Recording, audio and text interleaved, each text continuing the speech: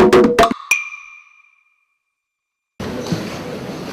les ministres, Madame la ministre, Madame la déléguée générale, Monsieur le Président, nos chers collègues Dominique Baudis, chers collègues, Messieurs les ambassadeurs, notre rencontre de revoir Madame Nicori est endeuillée. Madame, la vie vous conduit à interrompre votre fonction parmi nous. Nous vous demandons de la reprendre pour notre compte auprès du peuple palestinien.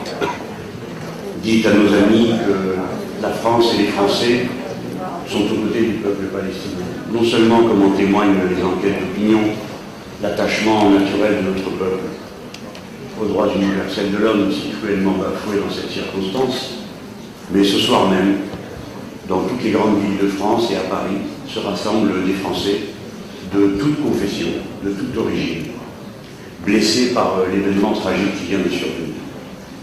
Il y a maintes victimes ce soir à l'action de l'actuel gouvernement d'Israël.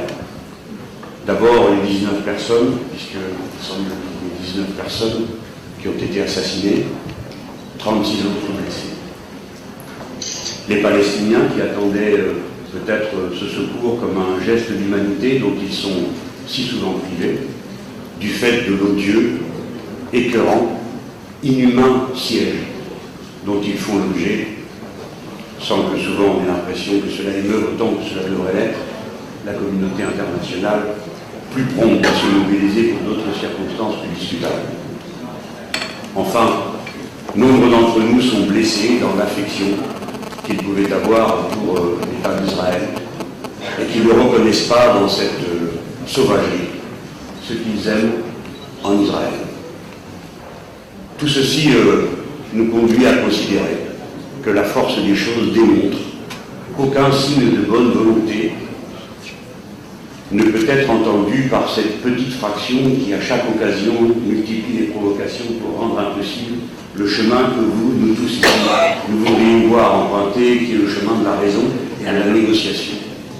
Nous sommes parfaitement conscients du fait que nous venons d'être pris dans une provocation. Vous avez dit tout à l'heure pour quelle raison. Dès lors, à quoi cela a-t-il bien pu servir d'accepter Israël dans l'OCDE? À rien, sinon à lui donner le sentiment que tout lui était possible. À quoi sert de continuer les négociations pour reconsidérer le contenu de l'accord de coopération privilégiée que l'Union européenne a avec Israël? À rien, sinon qu'à lui donner le sentiment que tout est possible. Il faut donc interrompre ces négociations. Bien sûr, comme l'a dit tout à l'heure Marie-Georges Buffet, il faut suspendre cet accord lui-même pour donner le signal que l'intolérable a eu lieu.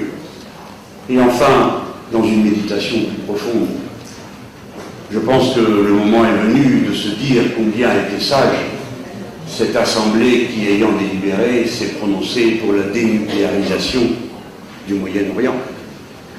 Car maintenant, c'est l'univers entier qui convient que le gouvernement d'Israël fait un usage disproportionné de la force. Ces mots ne sont pas seulement les nôtres, ce sont ceux du président de la République française et même du directeur général du CRIF, qui ne nous a pas habitués jusque-là à une telle sévérité. Si donc un gouvernement se trouve capable de faire un usage disproportionné de la force, jusqu'au point d'agresser une flottille désarmée dans les eaux internationales, nous sommes tous sondés, non pas seulement comme Français, mais comme êtres humains, à avoir les plus vifs doutes et les plus grandes inquiétudes sur sa capacité à maîtriser, dans telle ou telle situation, la réserve et la retenue qui doit être celle d'un gouvernement qui dispose de l'arme nucléaire. Ouais.